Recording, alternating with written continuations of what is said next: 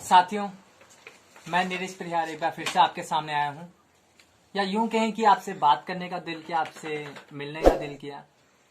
और मैं अपने प्यारे व्यूअर्स को एक बात बताना चाहता हूँ कि आज मैं थोड़ा सा स्टेबल हूँ, क्योंकि मेरी माँ की हालत आज कुछ हद तक ठीक है। मैं आप सबको एक बात बताना चाहता हूँ कि मैं दुनिया की कोई भी कामयाबी अपनी माँ के आंसुओं की कीमत पर हासिल नहीं करना चाहता, और शायद कोई भी नहीं चाहेगा। मैं तो कहता हूँ कि माँ के आगे मेरी हर एक खुशी कुर्बान है।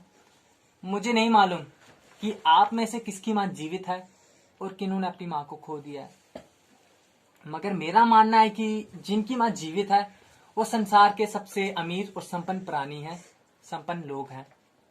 एक बेटा अपनी माँ को रोते हुए कैसे छोड़ सकता है? एक बेटा अपनी माँ को रोते हुए कैसे छोड़ सकता है, जो प्यारी माँ अपने बेटे को 9 महीने अपनी कोख में रखती है, उसे पालती पोसती है, अपना पेट काट कर बाहर लाती है, संसार दिखाती है, जगत दिखाती है, दुनिया दिखाती है। और अगर वही बच्चा अपनी माँ को रोने के लिए छोड़ दे तो उसे भगवान भी माफ नहीं करता।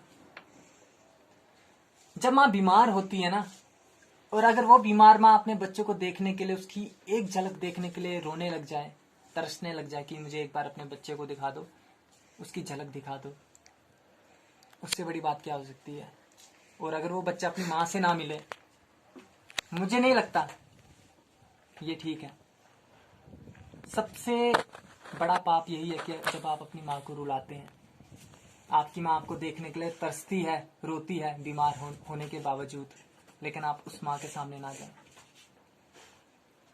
यकीन मानिए, मैंने भगवान को तो नहीं देखा, लेकिन मैं दावे के साथ ये कह सकता हूँ कि वो मेरी माँ जैसा ही होगा। और मैं कभी अपने भगवान को रोता छोड़कर कोई भी कामयाबी हासिल नहीं करना चाहता। संसार में औलाद की अगर सबसे बड़ी कोई कमजोरी है ना, तो उस माँ के आंसू हैं जो उसकी माँ है। और अगर दुख में भी खुश रहना है तो अपनी माँ को खुश रखना सीखो, क्योंकि माँ तो माँ होती है। माँ अपने बेटे के सपने पूरे करने के लिए ना अपनी जान लगा देती है। बिला शक उस माँ के कभी सपने पूरे होना हो, जब उसका बेटा खुश होता है ना, तो माँ खुश होती है। एक छोटा सा उदाहरण दूंगा। आप किसी भी बच्चे की माँ के सामने महंगी से महंगी वस्तु रख लीजिए, कोई भी चीज रख लीजिए, उस माँ को उतनी खुशी नहीं होगी। जितनी खुशी उसे तब होगी जब वो चीज या वो वस्तु उसके बच्चे के पास होगी, जिस चीज के लिए उसका बच्चा जिद कर रहा हो कि माँ मुझे ये चीज चाहिए, लेकिन वो माँ दिला ना पाए।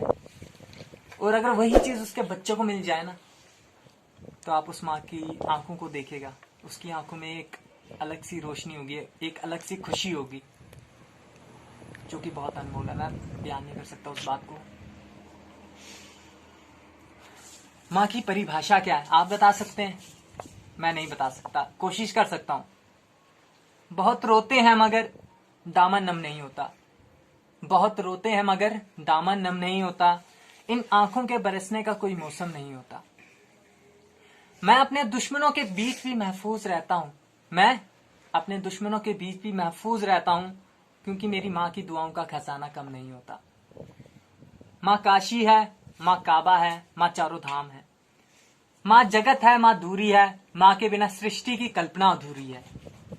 माँ का महत्व दुनिया में कम हो नहीं सकता, और माँ जैसा दुनिया में कुछ हो नहीं सकता। तो मैं कविराज जी की पंक्तियां माँ के नाम करता हूँ, और संसार की सभी माँओं को हाथ जोड़ के प्रणाम करता हूँ। धन्यवाद।